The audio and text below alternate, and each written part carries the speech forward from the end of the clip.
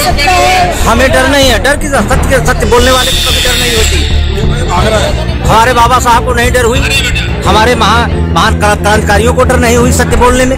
आंदोलन के चक्कर में जान चली जाएगी। कोई बात नहीं, हमें सारे हमारे महापुरुष चले गए आंदोलन करे तो हम चले गए।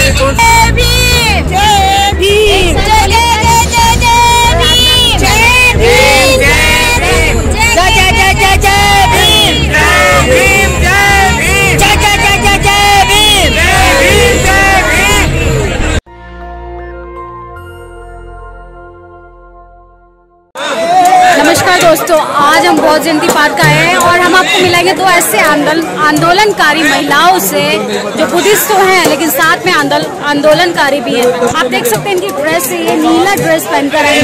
तो मैडम, नीला ड्रेस पहनकर आने का कोई खास वजह, क्या वजह है? वजह ये है कि हमारे बाबा साहब जो थे वो जमीन पर काम करने वाले थे, इसलिए उन्होंने नीला रंग चूज किया था, पसंद किया था, उनकी पसंद नीला रंग था। महिलाओं को क्या क्या अधिकार किसने दिया आपको पता है? जी, हमारे बाबा साहब डॉक्टर भीमराव अम्बेडकर ने हमें अच्छा कपड़ा पहनने का अधिकार दिया है, हमें अच्छा खाने का अधिकार दिया है और समाज में उठने बैठने का, पढ़ने का, और लेडीज को पढ़ने का हमें अधिकार नहीं था, तो हमारे बाबा साहब ने संविधान में हमारे लिए अधिकार दिया है। आप लोग मंदिर जाते हैं? नहीं, मंदिर छोड़ो। मंदिर में हमें कुछ दिया नहीं, तो जब से बाबा साहब ज्ञान मिल गया तब से मंदिर छोड़ दिया। मंदिर की देवी ने हमें कुछ दिया नहीं है, तो कैसे जाओगे? स्वर्ग क्या है? हमारे बाबा साहब हम लोग ऐसे बाबा साहब की वजह से जाएंगे स्वर्ग।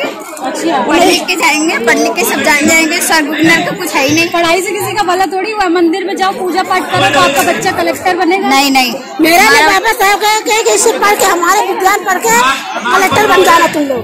अच्छा, हाँ। तो बताइए, मोदी जी ने दिया बाती जब जलवाया था ताली, हमने कुछ नहीं दिया, हमने कभी दिया नहीं जलाया, हमने कभी ताली नहीं बजाई, हमने कभी थाली नहीं जान रहा वही बजाया है। अच्छा, हमारी पूरी गली जितने लोग रहते हैं किसी ने नहीं बनाए, बस 2-4 लोग अलग कास्ट के हैं। तो आप अपने घर में कोई तीज त्योहार नहीं मनाते? नहीं।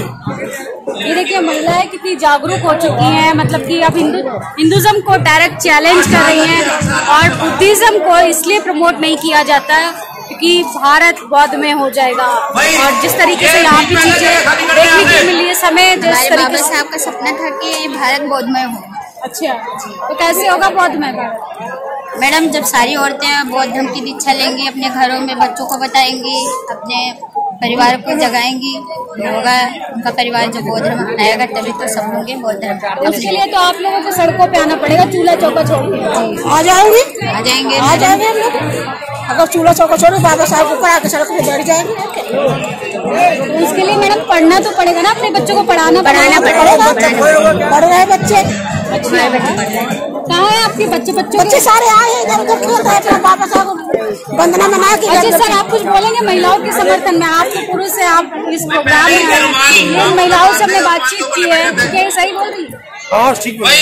मतलब आप एक पुरुष हैं, बताइए किस तरीके से बुद्धिज्म को प्रमोट किया जाएगा? बाबा साहब का वाकई में बौद्ध में, भारत में जो महिलाओं की स्थिति होनी चाहिए, क्या बौद्ध धर्म से हो सकती है? वो हो सकती है।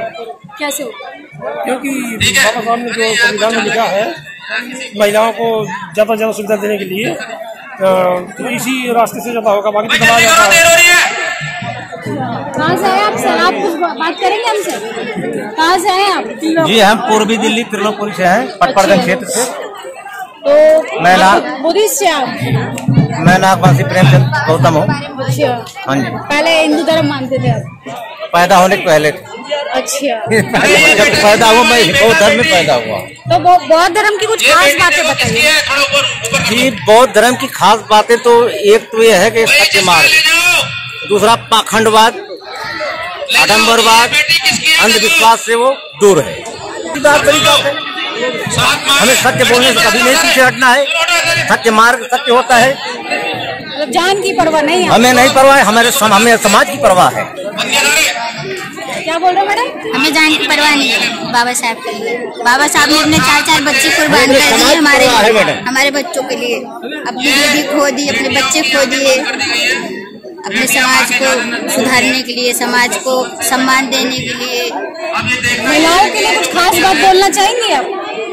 क्या बोलेंगे?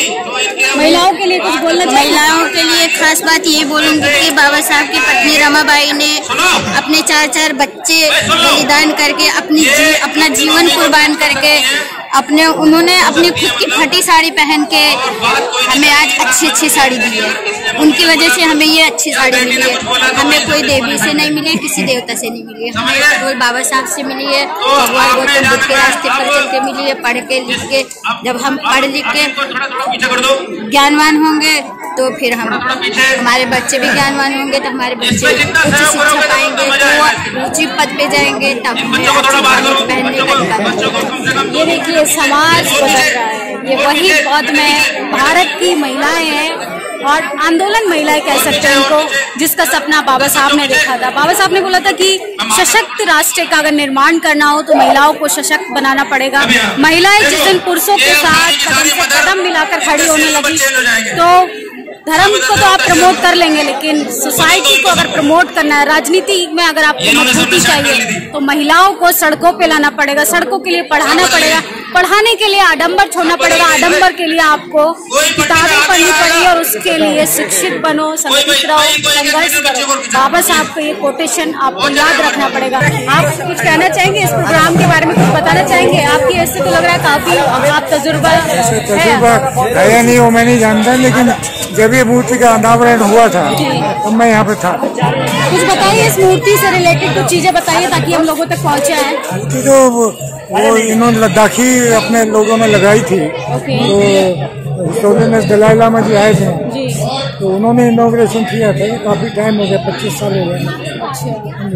तो ये जो आप परिवार समारोह मिलन जो यहाँ पे आज सेलिब्रेट कर रहे हैं वैलेंटाइन डे से कोई मतलब नहीं है। और हिंदू लोग मातृ पिता पूजन ऐसा कुछ नहीं है, ऐसा कुछ नहीं है हमारा। ऐसा है कि आपका मोटिव क्या है? मोटिव क्या है कि अपने समाज के लोग हैं वो परिवार के साथ आए, एक दूसरे से मिले, उनको जाने। मेला जी, इसका नाम है बौद्ध परिवार मिलन मेला। यहाँ वैलेंटाइन डे से कोई मतलब नहीं है। साल में कम से कम एक बार जो बौद्ध फरवरी का दूसरा धर्म को मानते हैं, बाबा साहब के अनुयायी हैं, फरवरी का सेकंड संडे आता है ना, उसको होता है। ये पहले से डिसाइडेड है, फरवरी का जो सेकंड संडे होगा ये प्रोग्राम में होगा। इसका किसी चीज से मतलब नहीं है, किसी त्योहार से मतलब नहीं है। तो बाई चांस गैदरिंग है, उनका बाई चांस वैलेंटाइन डे पड़ गया है, बाई चांस से वैलेंटाइन डे मतलब नहीं है। ये जो दूसरा शनिवार दूसरा संडे जो होता है ना फरवरी का, उसको हम बौद्ध परिवार मिलन मेला यहाँ मनाते हैं। अच्छा, आप एक बात बताइए कि बीजेपी की सरकार है, आप बौद्ध परिवार मिलन मना रहे, भारत को बौद्ध में कैसे बनाओगे? बौद्ध में तो बौद्ध ही बनाएंगे ना, क्योंकि जो हमारे लोग हैं अगर उनके अंदर समाज की भावना है, हम कोशिश तो कर रहे हैं। 50, 55, 60 साल से हम लोग कर रहे हैं। हम तो स्टूडेंट लाइफ से इस मिशन से जुड़े हुए हैं। ये बाबा साहब जिंदे थे, मैं तब भी उनको जानता था, वो अंदाज लगा लीजिए, समझे। उसके बाद 1960-61 में हमने पहली भारतीय बौद्ध महासभा की शाखा शाहजहाँ में खोली थी, मोहल्ला है। तब से लगे हुए स्टूडेंट लाइफ में रहे, जॉब में भी रहे। तो मतलब आप स्टूडेंट लाइफ से जुड़े हुए हो, ये काम कर रहे हो, कुछ बदलाव आ रहा है समाज में? समाज में बदलाव तो है, बदलाव तो है। जो सिर्फ कुछ लोग होते थे, आज लाखों की तादाद में लोग हैं, बदलाव तो है। लेकिन ये है कि कुछ जो पुराने साथी थे वो अपने परिवारों को ठीक से नहीं उनको रास्ता दिखा पाए, तो उनके बच्चों पे असर नहीं पड़ा। लेकिन नए नए लोग जुड़ रहे हैं, क्योंकि अम्बेडकरवाद है एक रास्ता है बुद्धिज्म की तरफ जाने का। जो अम्बेडकरवादी बनेगा वो पूरा अम्बेडकरवादी नहीं है जब तक बुद्धिस्ट नहीं हो जाता। तो ये शुरुआत है। अगर हम शुरू में ही बौद्ध धर्म की बात करें, भगवान बुद्ध की बात करें, तो कोई सुनेगा नहीं हमारी बात को। तो बाबा साहब के नाम से सब लोग जुड़ जाते हैं।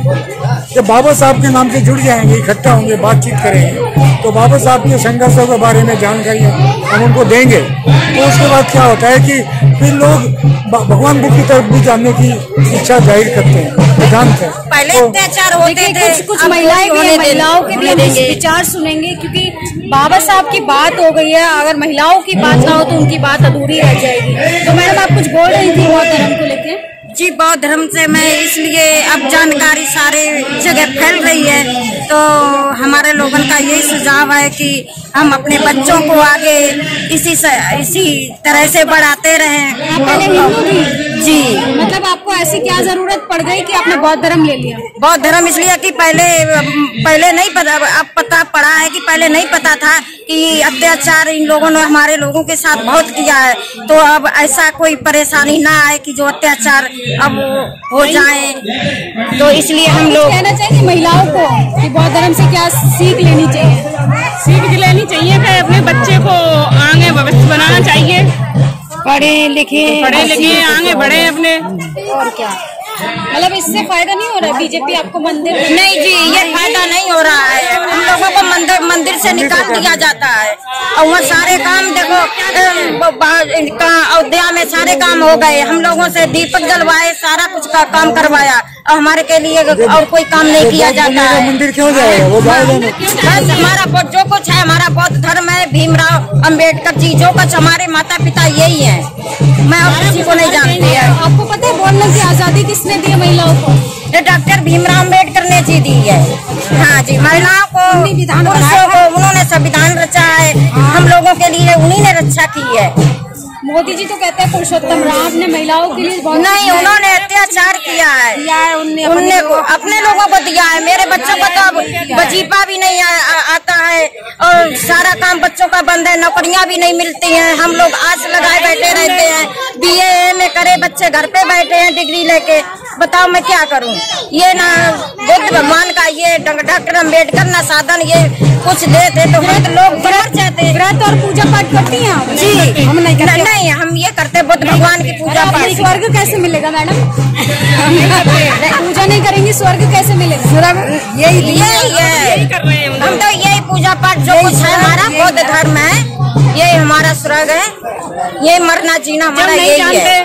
जब पहले करा था, हाँ, अब नहीं करेंगे, अब नहीं करेंगे, मर जाएंगे। पर पूजा पाठ ये देवी देवताओं का ये ढकोसला छोड़ दिया है, सारा छोड़ दिया हमने। बच्चे हम लोग सारे बुद्ध भगवान के चरणों में समर्पित अपनी जीवन आत्मा कर चुके हैं। अच्छा, भगवान बुद्ध की कौन सी चीज आपको ज्यादा अच्छी लगती है? अब बुद्ध भगवान के हमारी यही है कि भाईचारा, हम सारे अपने एक रहें, मिलजुल के रहें और अपने आगे ऐसे मिलजुल के बच्चों को आगे बढ़ाते रहें। यही बुद्ध भगवान की हमारी संभावना अच्छी है और ऐसे ही हम लोग आते रहेंगे, मनाते रहेंगे और जीवन अपना लगाते रहेंगे। मैं ये देखिए कुछ महिलाएं थी और महिलाएं इतनी जागरूक हो चुकी हैं कि इनकी बातें सुन के तो मैं खुद दंग हूँ कि ये लोग कैसे मतलब हिंदुत्व को डायरेक्ट चैलेंज कर रही हैं कि हम हिंदुज्म को नहीं एक्सेप्ट करेंगे, हम पाखंडवाद को नहीं एक्सेप्ट करेंगे, हम बुद्धिज्म को एक्सेप्ट करेंगे, मानवता को एक्सेप्ट करेंगे। और बुद्धिज्म को प्रमोट करने के लिए महिलाओं को आगे आना पड़ेगा, क्योंकि महिलाएं ही हैं जो समाज को भी प्रमोट करती हैं, सोसाइटी को भी प्रमोट करती हैं। और अगर जल्दी चेंज लाना हो तो अपने घर की महिलाओं को डॉक्टर BR अम्बेडकर पढ़ाइए, ज्योतिबा फूले पढ़ाइए, सावित्रीबाई फूले पढ़ाइए, तब जाके हमारे समाज की महिलाएं कमला हैरिस बन पाएंगी, मदर टेरेसा बन पाएंगी और से तमाम सावित्रीबाई फूले बन पाएंगी। इस तरीके से बुद्धिज्म आपकी लाइफ में इम्प्रूव ला सकता है। मानवता के मार्ग पे चलकर आप अपने जीवन में क्या पा सकते हैं? मंदिर में घंटा घंटी बजाने से आपके बच्चे कलेक्टर नहीं बन जाएंगे, उसके लिए आपको पढ़ना ही पड़ेगा, संविधान पढ़ना पड़ेगा जिससे आपको अधिकार मिले हैं। बीजेपी और RSS के एजेंडे के खिलाफ अगर लड़ना है, पूंजीपति सरकार के खिलाफ अगर लड़ना है तो आपको बुद्धिज्म को पढ़ना पड़ेगा, कॉन्स्टिट्यूशन को पढ़ना पड़ेगा, ताकि आपके फंडामेंटल राइट्स का हनन ना हो। धन्यवाद। नेशनल दस्तक की आपसे गुजारिश है कि अगर इसको बचाना चाहते हैं तो नेशनल दस्तक को सब्सक्राइब करने के लिए रेड कलर के सब्सक्राइब बटन को दबाएं, फिर बेल आइकन की घंटी दबाएं। नेशनल दस्तक को बचाने के लिए बहुत जरूरी है कि हर खबर को शेयर करें, लाइक करें, कमेंट जरूर करें।